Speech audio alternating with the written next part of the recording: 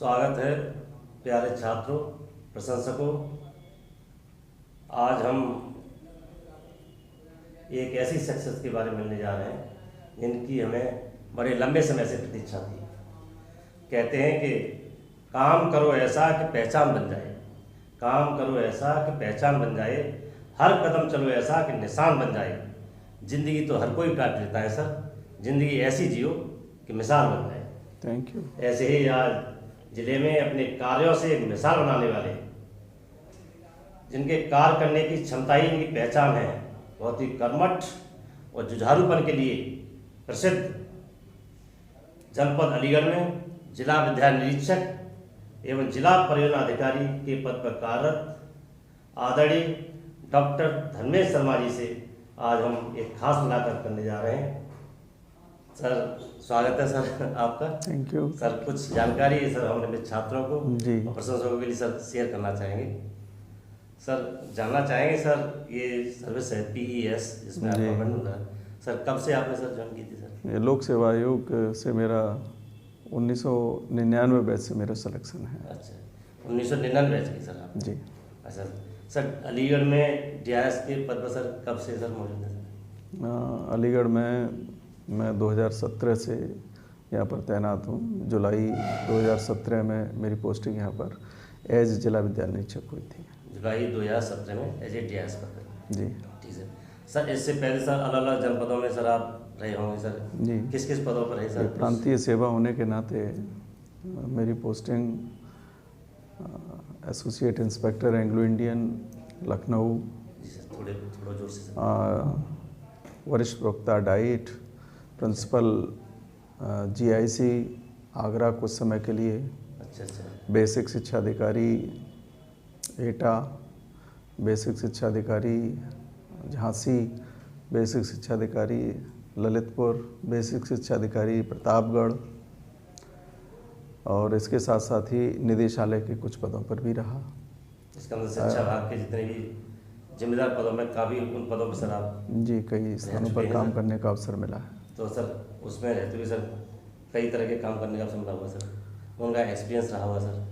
जी हाँ, तो शिक्षा का सामान्य संवर्ग है हमारा, तो इस नाते हमें शिक्षा को नज़दीक से देखने का अवसर मिला और सबके साथ सेवा करने का भी सौभाग्य प्राप्त हुआ है। अच्छा सर। सर इतने लंबे समय से आप कार्यरत हैं शिक्षा विभाग में, विभिन्न पदों पर सर शुरू करते आए, कभी सर ऐसे पलाए, कभी आपने कोई दबाव महसूस किया होगा कभी ऐसा? देखिए, एक स्थापित व्यवस्था है शासन की, सरकार की, नियमों की, उनके अंतर्गत, उनकी सीमाओं के अंतर्गत हमें कार्य करना है और जनहित के प्रति हम वचनबद्ध हैं। तो दबाव वाली कोई ऐसी बात नहीं है। जो बातें आती हैं उनका समाधान भी किया जाता है, लेकिन जो हमारे स्थापित नियम हैं उनके अंतर्गत ही हम लोग करते हैं, तो ऐसी कोई समस्या कभी नहीं आई है। शासन के निर्देशों के अंतर्गत रहते हुए जी आपने अपने कार्य को बहुत ही अच्छी तरीके से? बिल्कुल बिल्कुल। सर कभी सर सर्विस में रहते हुए सर कभी ऐसा किया, कभी आपको बहुत अच्छे प्राउड महसूस किया हो, गौरव महसूस किया हो, या कभी ऐसे पलाए जब आपने रेस्टोरेंट महसूस किया हो सर? थोड़ा सा ऐसा कुछ नहीं है। दरअसल चूँकि हम लोग शिक्षा विभाग से जुड़े हैं, जी सर, तो प्रशासनिक कार्यों के इतर जब हम लोग विद्यालयों में होते हैं, बच्चों के पास होते हैं, शिक्षकों के साथ होते हैं, जी सर, तब हम अपने आप को गौरवान्वित महसूस करते हैं कि हम उस संस्था के साथ हैं जो पीढ़ी को बढ़ा रही है, आगे बढ़ रही है, और उन नन्हे मुन्नों के साथ हैं जिनके भविष्य को संवारने में हम लोग भी सहायक के रूप में हैं। तो बहुत खुशी होती है, अप्रतिम खुशी होती है, और जब भी मौका मिलता है मैं बच्चों से संवाद करता रहता हूँ लगातार। जो देश के भविष्य सर उनके साथ बैठे अपने आप से बहुत बिल्कुल बिल्कुल, इससे बढ़िया और कोई कार्य नहीं है, इससे बढ़िया और कोई कार्य नहीं है। सर इस पद पर रहते हुए सर आपने बहुत सारी बोर्ड परीक्षाओं से एग्जाम दिया होगा, तो बोर्ड परीक्षाओं में सर उनकी शुद्धता बनाए रखने के लिए, नकल विहीन परीक्षा आयोजित करने के लिए सर अपने स्तर से सर कुछ प्रकार डालना, क्या क्या कर किया? शुचिता पूर्वक परीक्षा का संपादन हो, ये शासन विभाग की नीति है। जी। और उस नीति के तहत ही जनपद अलीगढ़ में समस्त जनमानस के साथ, प्रधानाचार्यों, शिक्षकों के साथ, समस्त विद्यालय के प्रबंधकों के साथ समवेत रूप से प्रयास किया गया कि शुचिता अक्षुण्ण बनी रहे और नकल विहीन, और बच्चे बिना किसी दबाव के, बिना किसी परेशानी के परीक्षा दें।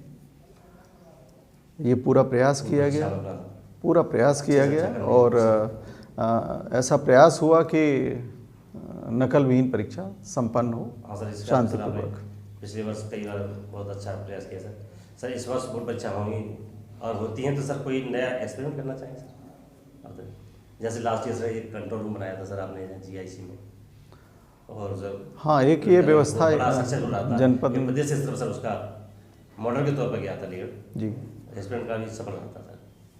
ये था कि अब तकनीक का ज़माना है जी सर, तो तकनीक के समय में एक प्रयास जनपद अलीगढ़ ने प्रारंभ किया था कि जैसा कि हमारे सभी परीक्षा केंद्रों पर सीसीटीवी कैमरा और वॉइस रिकॉर्डर रहते हैं, जी सर, उनके परिसर में भी रहते हैं, तो प्रयास अलीगढ़ की टीम ने किया था, हम सब ने मिलकर के किया था कि उन सबको वेबकास्टिंग के ज़रिए जोड़ा जाए और जनपद स्तर पर उनको जोड़ करके और प्रत्येक कक्ष की और कंट्रोल रूम्स की सभी की गतिविधियों का मॉनिटर किया जा सके और शुचिता बनाए रखी जा सके। ये सर एक्सपेरिमेंट काफ़ी सफल रहा था सर, और प्रदेश स्तर पर सर इसकी काफ़ी सराहना हुई थी। जब इसको देखा गया और यहाँ पर सरकार ने भी देखा और सब लोगों ने देखा तो उचित लगा, उसका प्रयोग अब बहुत अच्छा पूरे प्रदेश में किया जा रहा है सरकार के द्वारा। एक प्रभावी कदम रहा।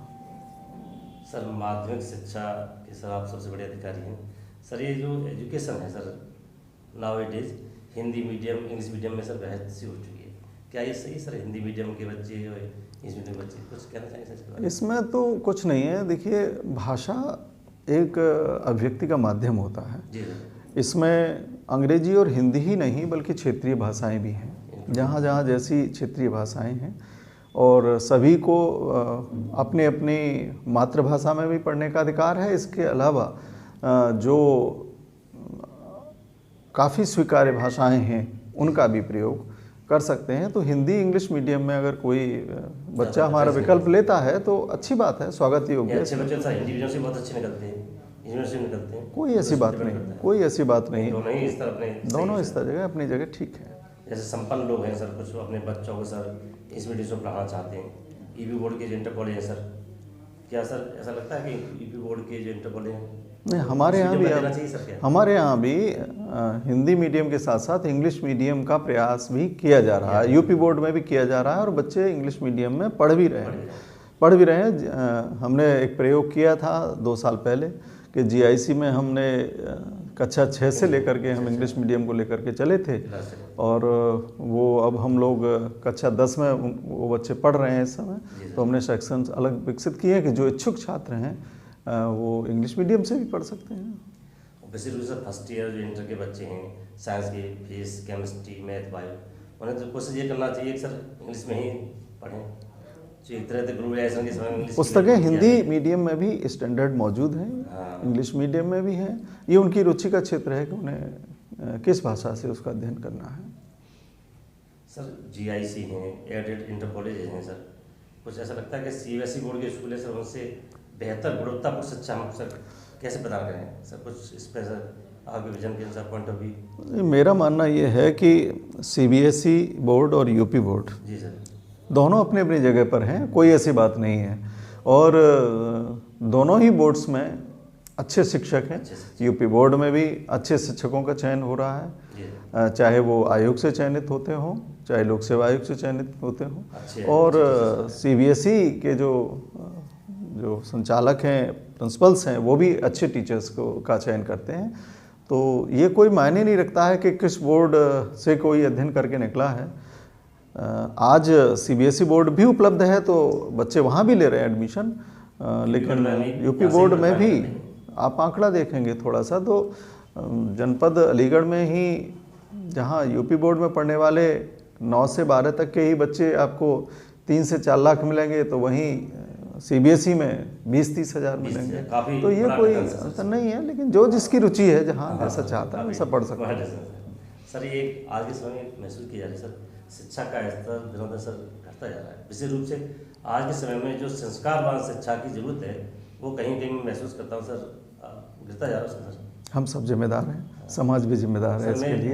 जैसे मतलब कोई शिक्षा ही नहीं जिसमें संस्कार नहीं। बिल्कुल सही है, मैं भी ये मान रहा हूँ कि संस्कार भी शिक्षा का ही एक महत्वपूर्ण अंग है।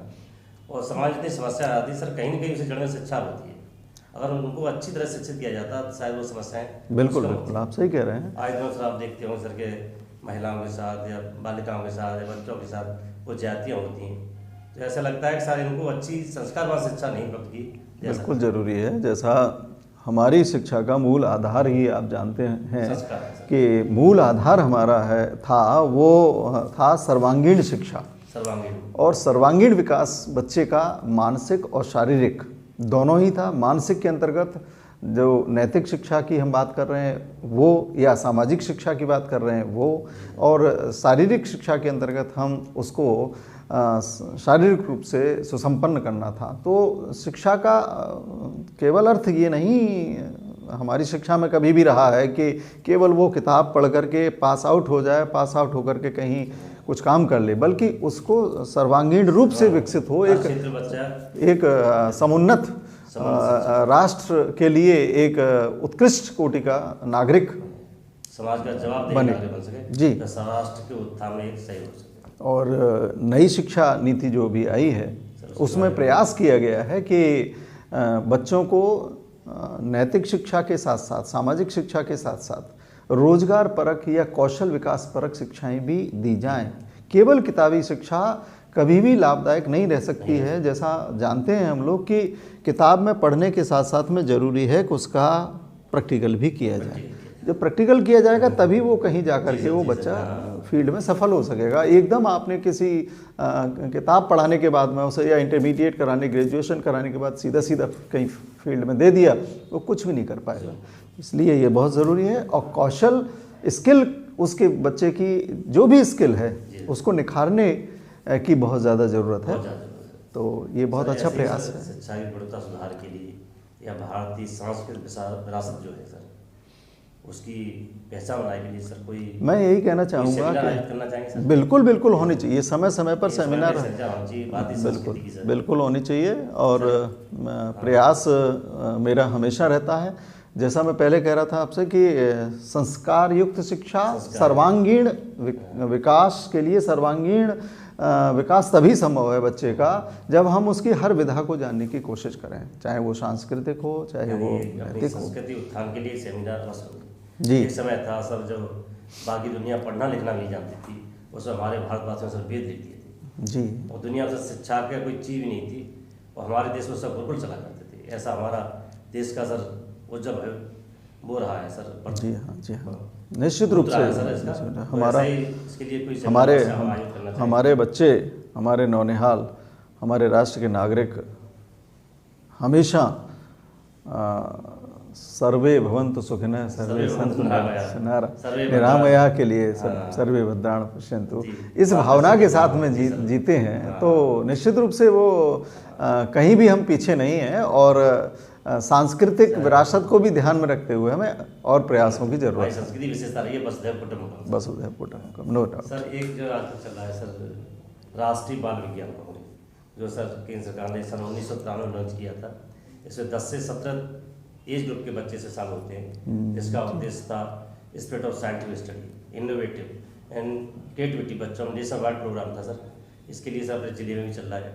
तो इसके सर राष्ट्रीय बाल विज्ञान कांग्रेस के जिले में सर नोडल अधिकारी कौन है सर? हमारे यहाँ नोडल अधिकारी नौरंगीलाल राजकीय इंटर कॉलेज के मिस्टर राजीव अग्रवाल जी हैं। और काफ़ी प्रयास है, हम सब मिलकर के बाल विज्ञानियों को आगे बढ़ाने का प्रयास कर रहे हैं और लगातार इसके लिए सेमिनार, वर्कशॉप, उनको ऑनलाइन ऑफलाइन उनको सहयोग दे करके बच्चों को आगे बढ़ा रहे हैं।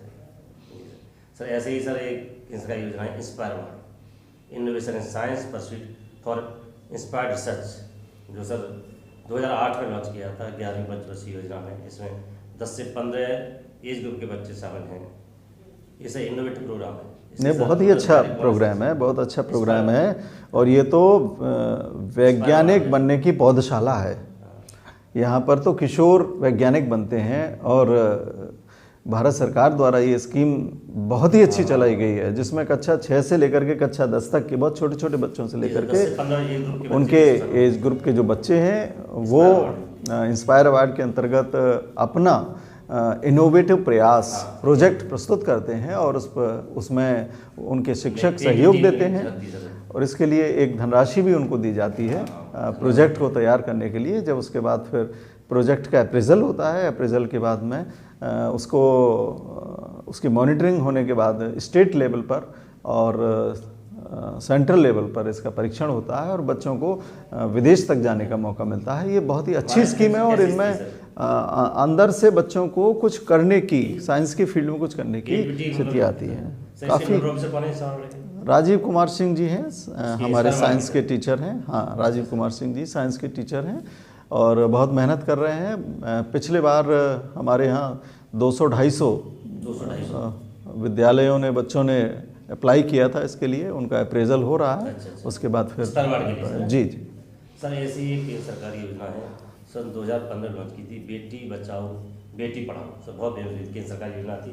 इसमें उच्च शिक्षा के लिए, विवाह के लिए, बच्चों को आर्थिक मदद करना, कन्या भ्रूण हत्या को रोकना, जो सेक्स रेशियो सर गिरता जा रहा था उसको सेक्स रेशियो को सर बनाए रखना, अच्छा बनाए रखना उसका रेशियो, इसकी लॉन्च की थी। इसी सर जिले में क्या स्थिति सर बेटी बचाओ बेटी पढ़ाओ योजना की? शिक्षा के मामले में हम लोग बच्चियों को ज़्यादा से ज़्यादा विद्यालय तक लाने और उन्हें पढ़ाने का हमारा पूरा प्रयास है।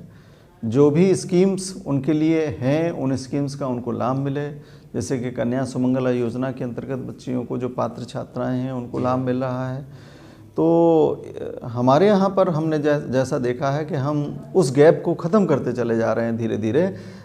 बेटियां नहीं पढ़ पाएंगी बल्कि बेटियां आगे आ रही हैं और आप जैसा रिजल्ट भी देख रहे होंगे कि हमेशा बेटियां जो है आगे बढ़ कर के काम कर रही हैं। तो ये बहुत अच्छी तरीके से बेटी पढ़ेंगी, समुन्नत बनेंगी, सक्षम बनेंगी तो निश्चित रूप से वो अपने आप ही विचार बदलेगा, समाज विचार बदलेगा निश्चित। पढ़ना सर बहुत ही ज़्यादा आवश्यक है। बिल्कुल बिल्कुल, क्योंकि अगर बेटियां पढ़ेंगी तो आगे और जो जनरेशन है वो भी अच्छा। बिल्कुल बिल्कुल बिल्कुल सर ऐसे ही सर राष्ट्रीय माध्यमिक शिक्षा अभियान जो सर 2009 में सर लॉन्च हुआ है सर। इसे 15 से 16 वर्ष से सही युवाओं को गुणवत्तापूर्ण शिक्षा प्रदान करने के लिए था।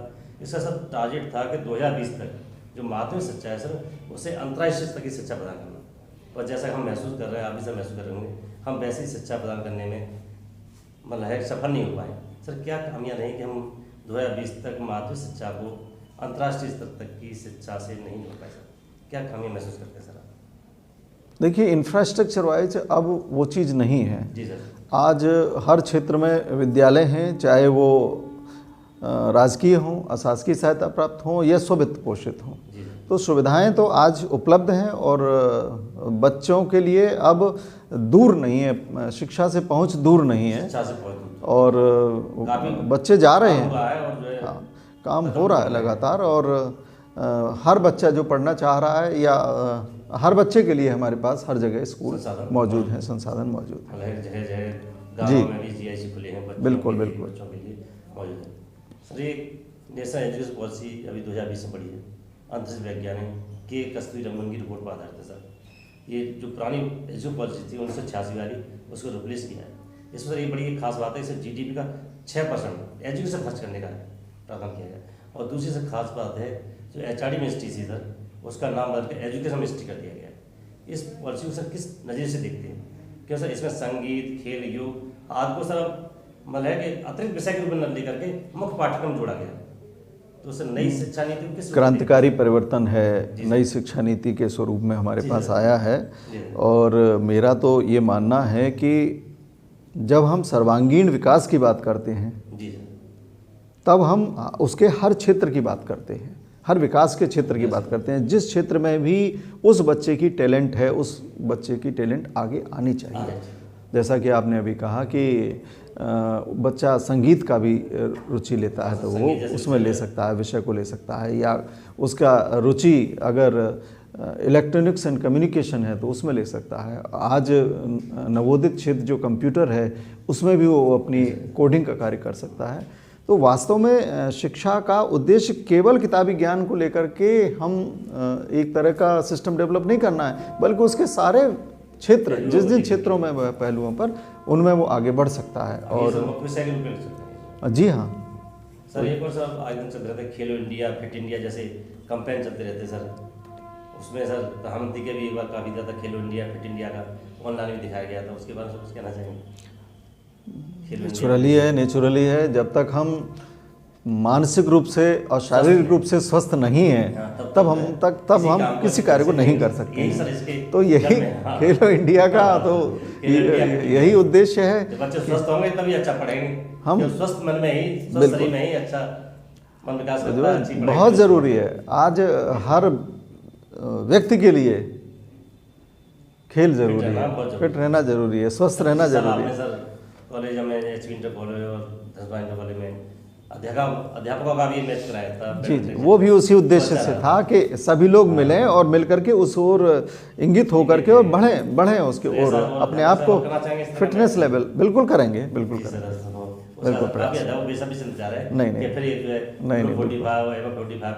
चलिए बिल्कुल इसको कराते हैं। नहीं अच्छा इसलिए आपसे प्रश्न किया था, बहुत अच्छा लगा था। हाँ नहीं अच्छा था। एक वो उद्देश्य ही वहाँ ये था कि हम स्वस्थ रहेंगे। जब हम स्वस्थ रहेंगे तो हम अपने कार्य क्षेत्र में भी स्वास्थ्य के साथ में पूरा काम करेंगे, मनोयोग से कार्य करेंगे।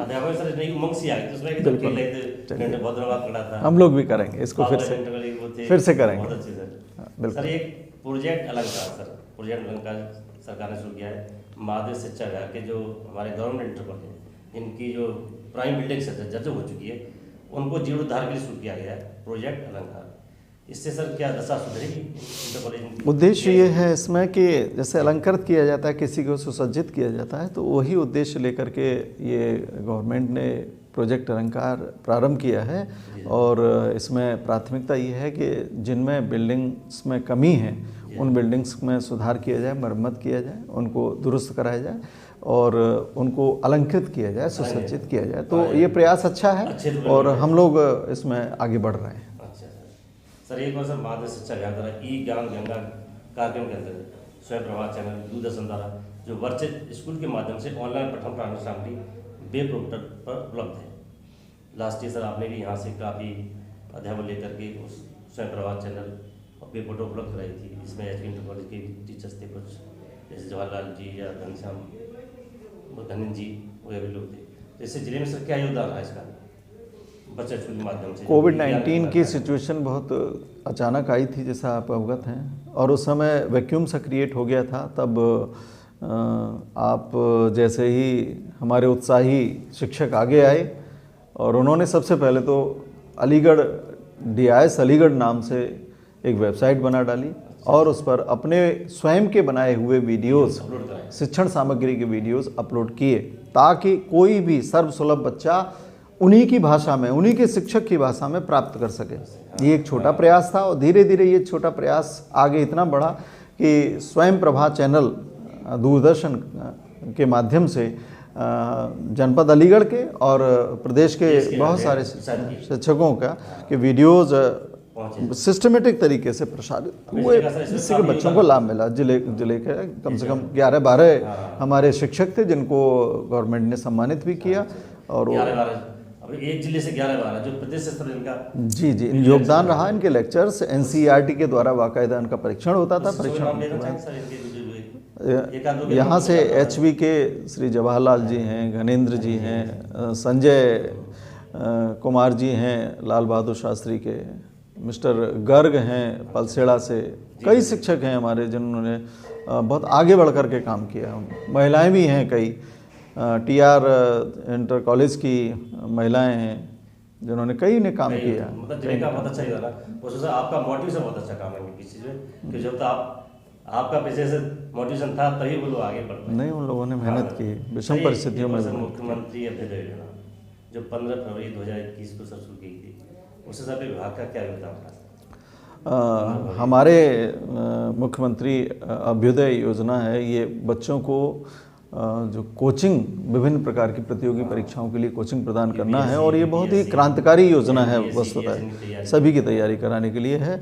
और इसमें हमारे यहाँ पर 2 विद्यालय GIC और SMB इंटर कॉलेज इनमें संचालित है, ऑफलाइन ऑनलाइन दोनों तरह से है। और हमारे शिक्षकों का इतना योगदान है कि इसमें से हमारे कई शिक्षक समर्पित भाव से उन बच्चों को पढ़ाने के लिए लगातार अपना समय विद्यालयों में देने के उपरांत भी वहाँ पर अपना देते हैं, और उनका प्रयास सराहनीय है। मैं उनका नमन करता हूँ। मैंने भी सर उसमें मुख्यमंत्री बेलराम में बहुत अच्छे, बिल्कुल बिल्कुल। नहीं उसका सर ये वेंट सल्लू जो आए थे उसमें जी प्रोग्राम हुआ था, सब हुई, उन्होंने सम्मानित किया था। उसे हमको बहुत अच्छा लगा सर उसमें, जो कि विदेश स्तर पर जाता है वह सर। एक और दूसरा आपके नज़र में सर अलीगढ़ में जो इंटर कॉलेज है उनमें पढ़ाई सर कैसे चल रही है? जी, इंटर कॉलेज में जो अलीगढ़ के, उनमें पढ़ाई का स्तर कैसे चल रहा है?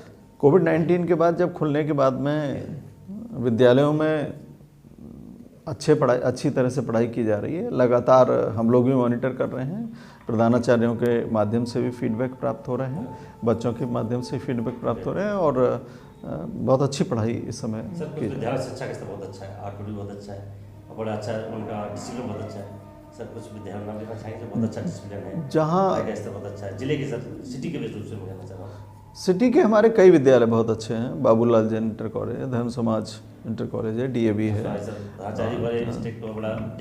हाँ, चिरंजी लाल बालिका है विद्यालय है, महेश्वर गर्ल्स, सभी बहुत अच्छा मेहनत कर रहे हैं। और जहाँ कमी है एकदम निरीक्षण किया है। हाँ, आकस्मिक रूप से निरीक्षण मैं कई बार करता रहता हूँ, तो मुझे अच्छा लगता है। मेरी क्लास में आप आए थे जी, आकस्मिक रूप से, जब प्रधानाचार्य मौजूद नहीं थे, तब निरीक्षण मतलब है सही चल रहा है सर। हमारे शिक्षक साथी हैं सर, प्रिंसिपल से, उनसे सर कुछ कहना चाहेंगे शिक्षा के स्तर, उन्हें कोई मैसेज देना? हमें जो काम सौंपा गया है सरकारी व्यवस्था के अंतर्गत, ये बड़ा अच्छा कार्य है, अच्छा कार्य है। समाज को कुछ दिशा देने का एक प्रयास है नौनिहालों को। तो मैं सभी अपने प्रिय शिक्षकों साथियों से, प्रधानाचार्यों से यही बस अपील करूंगा कि हमें जो काम सौंपा गया है तन्मयता के साथ में हम करें, इससे असीम आनंद, असीम खुशी प्राप्त होगी। जो ये भविष्य के नौनिहाल हम जो बनाने का कार्य सौंपा गया है जी, सौंपा, उसे हम आगे बढ़ाएं। बिल्कुल सर। स्टूडेंट्स से, उनके गार्जियन से भी कुछ कहना चाहेंगे? स्टूडेंट्स तो कच्चा घड़ा है, उसको जैसा हम गाइड करेंगे वो बढ़ता है आगे। गार्जियन से मेरी अपील बस ये है कि वो नियमित रूप से बच्चों को विद्यालय भेजें, और जो शिक्षकों की अगर कोई प्रश्न है या कुछ कहना है शिक्षकों का, तो उस पर ध्यान दें और बच्चों को भी गाइड करें। सर जो अभी हाल ही में सर माध्यमिक शिक्षा चयन बोर्ड से सर कुछ शिक्षकों का चयन हुआ है, उनकी चयन प्रक्रिया चल रही है या पूरी हो चुकी है सर? मेरे यहाँ पूरी हो चुकी है सर। जो नए शिक्षकों ने ज्वाइन किया अपने विभाग में, उससे सर कुछ कहना चाहेंगे? मेहनत करें सर। थोड़ा सा आपके साथ थोड़ा पर्सनल लाइफ के बारे में पूछ सकते हैं सर? आपकी सर हॉबी क्या है सर? क्या सभी शिक्षक जानना चाहते हैं, हमारे जो मुखिया हैं सर, उनकी हॉबी क्या है सर? खेल के प्रति या पुस्तकों के प्रति या कैसे? अपने कार्य के प्रति समर्पण ही मेरी हॉबी है। जो भी कार्य मुझे सौंपा जाए वो, और बाकी मुझे जब भी अवसर मिलता है तो मैं खेलता हूँ, घूमता हूँ। अच्छा, खेलना भी सर हॉबी है सर? जी। खेल में सर कौन सा खेल पसंद है? सामान्य तौर पर बैडमिंटन। सर बहुत अच्छा सर, इस वजह से सर वो आयोजित किया गया था सर। सर थोड़ा सा क्वालिफिकेशन के बारे में। मैंने PhD किया हुआ है। अच्छा सर, किस विषय से सर? मैं इंग्लिश में हूँ। इंग्लिश से PhD सर। ठीक है सर। थोड़ा सा अंतिम सवाल सर, हमारे छात्रों से, हमारे व्यूअर से, हमारे प्रशंसकों से सर कुछ कहना चाहिए लास्ट? तो इसको सर हमारे बहुत से छात्र जुड़े हुए हैं सर, वो भी सब इसे इंतजार है सर आपके सब सुनने के लिए। हम लोग अपने अपने दायित्वों को, अपने अपने कर्तव्यों को करें, अधिकार हमें अपने आप मिलेंगे, और मन के साथ में सेवा करें। जो सहयोग किसी दूसरे को दे सकते हैं वो सहयोग दें, उससे बड़ा आनंद किसी और चीज़ में प्राप्त नहीं हो सकता है। धन्यवाद। धन्यवाद सर। मैं युवराज सिंह प्रवक्ता सेंटर पर एक बात अर्ज करना चाहूँगा सर आपको मान मिले सम्मान मिले, सर मान मिले सम्मान मिले, सुख संपत्ति का वरदान मिले और सर कदम कदम पर मिले सफलता, सदियों तक पहचान मिले, ऐसी सर उम्मीद के साथ। थैंक यू बहुत बहुत धन्यवाद सर, आपने हमें समय दिया। Thank you. आप सर हर काम में सफल हों, ऐसी आशा उम्मीद के साथ। Thank you. मजबूती दें, संबल दें, मेहनत करेंगे।